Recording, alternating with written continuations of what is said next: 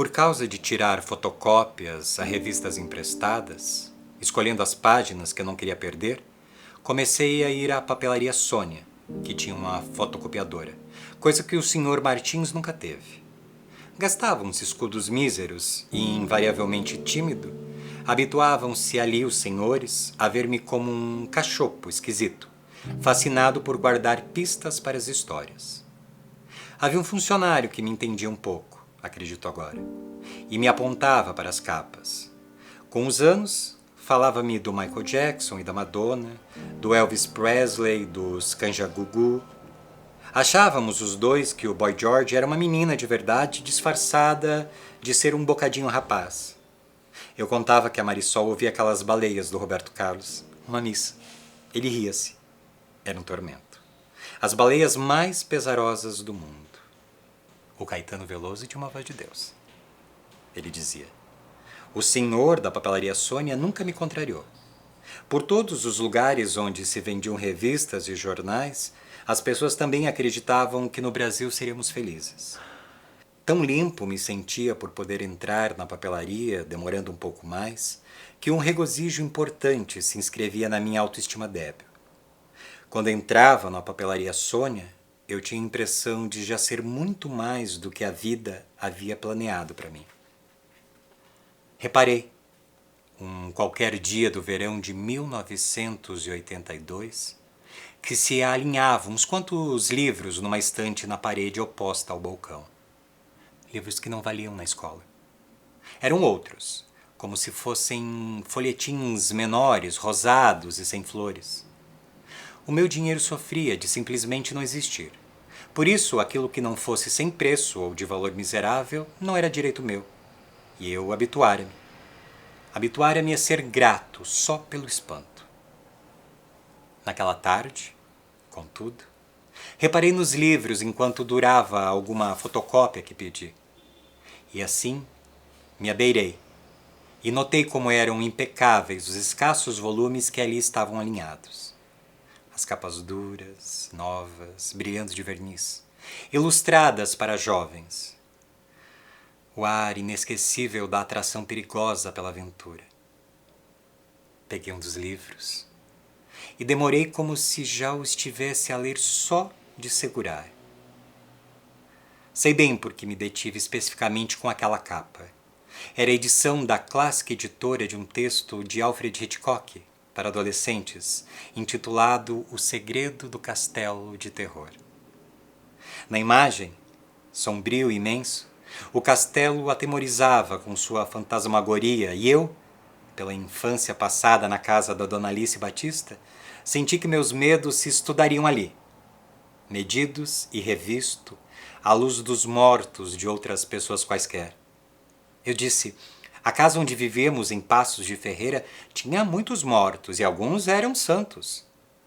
O senhor da papelaria, que tinha uma simpatia sem muita expressão, tímido, sorriu. Não consegui caminhar de volta para o café dos meus pais. Precisei correr. Eram caros os livros. Valiam tantas vezes o preço de uma revista e eu não comprava sequer uma revista. Mas nada se comparava com aquela súbita urgência de leitura. Na minha cabeça, por intuição, esse homem estrangeiro de nome impraticável tinha um segredo para me contar, a partir do qual eu repensaria tanta perplexidade e tanto medo. Precipitei-me sobre a minha mãe e disse-lhe: queria muito comprar um livro, um de uma história que conta sobre um castelo, com meninos numa aventura num castelo. E minha mãe protestou pelo preço. Eu tinha uma moeda baratinha. Faltaria uma nota muito mais cara. Insisti. Não sabia nada sobre a importância dos livros. Para mim, não se tornara claro que aquilo que escrevera a vida inteira era da família dos livros. Não estabeleci qualquer relação. Meus poemas e minhas histórias não tinham vocação para edição. Eram conversas com a minha própria personalidade e não se motivavam senão pelas emoções inexplicadas. Estavam como acontecimentos da solidão e do bulício pessoal. E minha mãe disse que os meus irmãos não haviam pedido livros e que talvez me adoecessem as ideias. Melancólico, triste de termos vindo de Passos de Ferreira, triste de nenhuns amigos. O Chiquinho estava quase nunca, Dos meninos das caxinas dizia-se que eram maus, haveriam de me bater. E eu respondia que não era por nenhuma tristeza, era por uma alegria que eu não sabia sentir. Eu disse assim, uma alegria que eu não sei sentir. E respondi, chama-se O Segredo do Castelo do Terror. A minha mãe chamou, Jó, o menino é melhor que vá ao médico. Jó era diminutivo de Jorge, o meu pai. Quando me deram a nota, depois de se entenderem sobre a minha sanidade, chorei pela avenida Cidade de Guimarães, correndo de volta à papelaria, já muito ao fim da tarde.